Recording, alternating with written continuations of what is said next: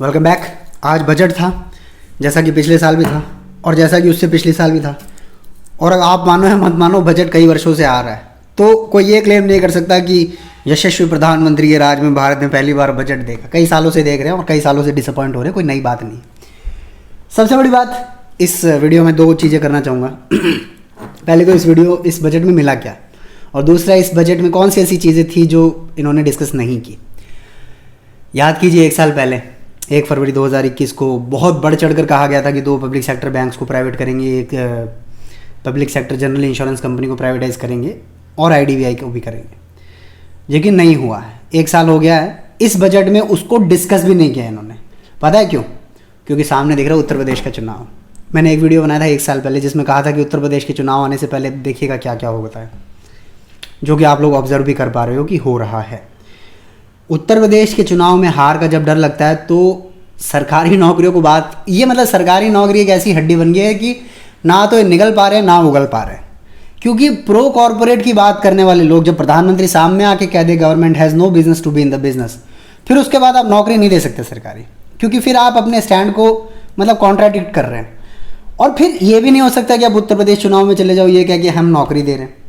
ठीक है, नौकरी देनी भी है, दिखाना भी है कि हमने दी है, और दे भी नहीं पा रहे हैं।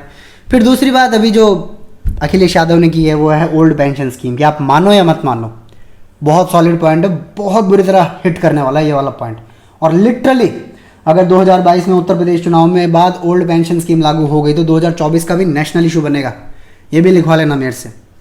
तो अगर आप देश को प्रिय हैं, देश को चाहते हैं, तो फिर आप ये लालचों में मत पड़ो कि कौन कौन सी पेंशन दे रहा है, कौन कितनी सरकारी नौकरी दे रहा है। और अगर आपको चाहिए कि आपका भविष्य सुरक्षित हो तो आपको फिर ये डिस्कशंस करने पड़ेंगे।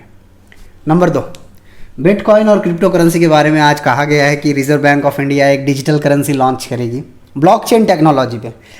एक तो मुझे समझ नहीं आता है कि इतना क्या डेस्परेशन है हर उस अब्सर्ड चीज़ को साबित करने के लिए कि वो ट्रेंड में है तो वो सही है। ऐसा कैसे हो सकता है कि एक एनर्जी इंटेंसिव टेक्नोलॉजी फ्यूचर हो? ऐसा बिल्कुल नहीं हो सकता। आप लिख लीजिए, प्रैक्टिकली इम्पॉसिबल है कि ये क्रिप्टो करेंसी फ्यूचर की करेंसी बन जाए। अगर ये एनर्जी न्यूट्रल होता, अगर ये कार्बन फुटप्रिंट ना बढ़ाता, अगर ये बिजली की खपत ना करते, तो शायद ये फ्यूचर हो जाते। कंसेप्ट इज फैंटास्टिक, कंसेप्ट बहुत ज़बरदस्त है ब्लॉकचेन टेक्नोलॉजी का। बट जहां पर रियल वर्ल्ड एप्लीकेशन में आपने एनर्जी इंटेंसिव कंसेप्ट बना दिया, हजारों टन वॉट खराब कर रहे हो आप माइनिंग पर या एक 5 पैसे के ट्रांजैक्शन पर, तो ये एनर्जी रिसोर्स को यूज़ करने वाली टेक्नोलॉजी फ्यूचर की नहीं होगी। लिख लो, निश्चिंत है। ये हमारे एम्बिशंस है कि हम लोग एमिशन कम करेंगे कार्बन का, इसको बढ़ा नहीं सकते, अफोर्ड ही नहीं कर सकते बढ़ाना। दूसरी बात, जो काफ़ी लोग हैं कह रहे हैं कि 30% टैक्स लगा दिया, 1% TDS लगा दिया। देखो, ये सॉफ्ट सिग्नल है।